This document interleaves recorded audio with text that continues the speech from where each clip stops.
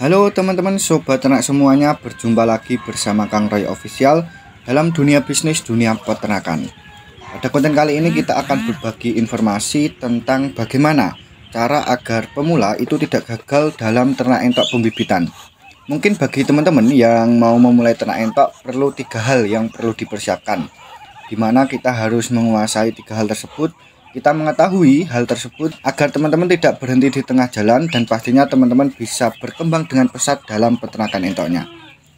Dimana untuk cara yang pertama kita harus mengetahui bagaimana penempatan kandang yang strategis di wilayah kita. Kalau kita tidak memilih tempat kandang yang strategis, nanti akan membuat ricuh ke depannya. Disebabkan karena mungkin nanti akan menimbulkan gangguan lingkungan bagi para masyarakat. Kandang yang strategis ini perlu kita persiapkan. Kandang yang jauh dari pemukiman warga agar peternakan kita tidak menimbulkan amonia atau bau kandang di wilayah lingkungan kita. Jika itu nanti terjadi akan mengakibatkan kedepannya kita bisa didemo warga, teman-teman. Jadi kita harus mempersiapkan bagaimana kandang kita itu strategis, jauh dari pemukiman warga, apalagi teman-teman yang wilayahnya atau tempat tinggalnya itu di padat penduduk. Nah, itu harus difikirkan teman-teman. Dan kandang yang strategis ini perlu kita persiapkan dan kita lakukan. Salah satunya yaitu di mana kandang kita itu harus terkena matahari. Kandang yang strategis harus terkena matahari ini teman-teman harus menyiapkan hal tersebut. Jangan sampai kandang teman-teman itu nanti tidak terkena matahari sama sekali. Walaupun hanya terkena matahari pagi ataupun sore saja, itu tidak apa-apa teman-teman. Yang penting harus terkena sinar matahari. Manfaatnya apa? Yang pertama yaitu manfaatnya untuk indukan, untuk kesehatan entok kita agar kesehatannya tetap terjaga. Dan yang kedua kalinya yaitu untuk mengurai amonia di kandang kita. Jika kandang kita itu kering terkena sinar matahari, itu nanti akan cepat membuat amonia, bau kotoran itu tidak membludak di kandang kita, teman-teman. Jadi teman-teman usahakan kandang teman-teman itu bisa terkena matahari, walaupun satu kali terkena, entah itu pagi ataupun sore. Dan untuk poin yang kedua, dimana kita harus melakukan merawat entok dengan baik dan benar. Ketika kita sudah menyiapkan kandang yang strategis, kita sudah memiliki indukan yang banyak ataupun DOE yang banyak. Tetapi jika kita tidak bisa merawat entok kita ataupun DOE kita dengan baik, itu nanti akan menyebabkan kegagalan dalam budidaya entok kita. Dimana untuk merawat entok dengan baik, entah itu DOD ataupun indukan, salah satunya yaitu dengan memberikan pakan yang sehat dan aman bagi entok kita. Dimana untuk faktor kesehatan yang diutamakan itu dari ransum pakan, teman-teman. Walaupun teman-teman itu memberikan ransum pakan dengan racikan pakan alternatif, pakan gratis, atau pakan limbah, yang penting jangan sampai itu akan menimbulkan racun, menimbulkan penyakit bagi entok kita. Jadi usahakan ransum pakan yang baik ini bisa membuat entok teman-teman itu menjadi sehat. Jadi kunci utama bagi pemula agar ternak entok kita itu tidak gagal, kita harus bisa mengetahui tentang merawat entok.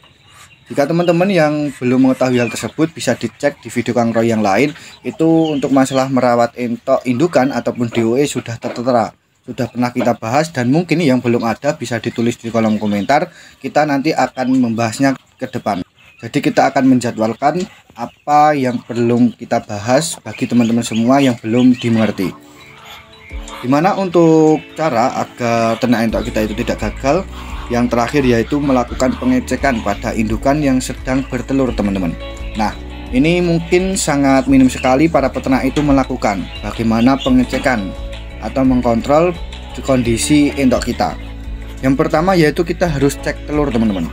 Bagi teman-teman untuk indukan ketika sudah bertelur ataupun sudah mengeram, kita harus mengeceknya apakah telur yang dihasilkan oleh indukan entok kita itu fertil semua, atau telur entok kita itu non fertil atau infertil. Jadi kita harus mengetahui agar perkembangan ternak kita itu bisa berkembang dengan pesat. Banyak sekali para peternak itu gagal, para peternak itu mengeluh karena indukannya itu telurnya sedikit, karena DOE yang dihasilkan oleh indukan entok kita itu tidak baik dan banyak yang infertil. Nah, itu salah satunya solusinya yaitu kita harus melakukan pengecekan pada indukan kita ketika indukan itu bertelur, teman-teman. Dan yang poin kedua yaitu cek jumlah telurnya. Kita harus mengetahui setiap satu indukan itu bertelur berapa butir, apalagi buat teman-teman yang ternak entoknya itu sudah skala besar, jadi harus mengetahui indukan si A, indukan B, indukan C, dan lain sebagainya. Kita harus mengetahui telurnya itu stabil, contohnya stabil 15 butir semua, atau mungkin ada yang di bawah 10, atau mungkin ada yang di atas 20 butir. Jadi kita harus membuat skala rata-rata telur indukan entok kita, agar kita mengetahui bagaimana indukan yang produktif, bagaimana indukan yang tidak produktif, agar kita nanti itu bisa menyeleksi indukan yang kurang baik, itu bisa kita ganti dengan indukan yang lebih baik lagi, teman-teman.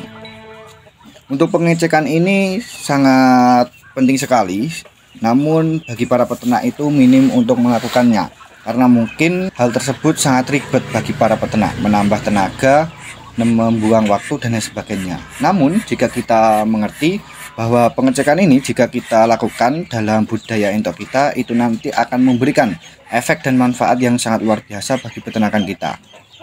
Jadi untuk indukan yang bertelur atau DOI yang menetas, kita tahu walaupun dalam penetasan kita menggunakan alami ataupun pengeraman indukan, bukan menggunakan mesin tetas ya teman-teman, itu harus dilakukan, teman-teman.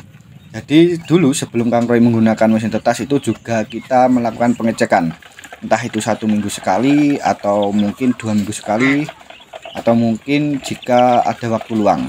Nah, itu bisa dijadwalkan, teman-teman.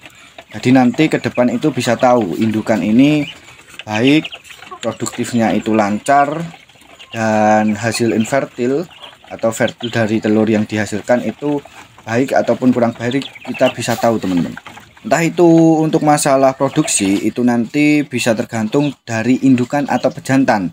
Nah, jika kita melakukan pengecekan, kita nanti akan tahu apakah indukan entok kita itu bertelur karena pakan kita kurang baik, atau untuk masalah itu karena pejantan kita itu kurang bagus atau kurang berancak dalam mengawin indukan tersebut. Nah, itu bisa diketahui dan bisa dipelajari, teman-teman. Jadi harus melakukan persiapan ataupun ilmu pengetahuan dalam melakukan budidaya entok ataupun dalam melakukan pembesaran entok. Hal tersebut bisa kita pelajari, bisa kita ketahui dari sharing-sharing dengan peternak yang sudah senior, ataupun kita bisa belajar di dunia YouTube ataupun lain sebagainya. Jadi banyak sekali media yang kita harus manfaatkan untuk kita terus belajar bagaimana kita bisa berkembang dalam dunia bisnis, dunia peternakan. Terima kasih ya teman-teman, bisa di subscribe terlebih dahulu agar teman-teman bisa mendapatkan ilmu dan informasi secara lengkap pastinya dengan Kang Roy Official. Terima kasih, salam edukasi, salam inspirasi. Wassalamualaikum warahmatullahi wabarakatuh.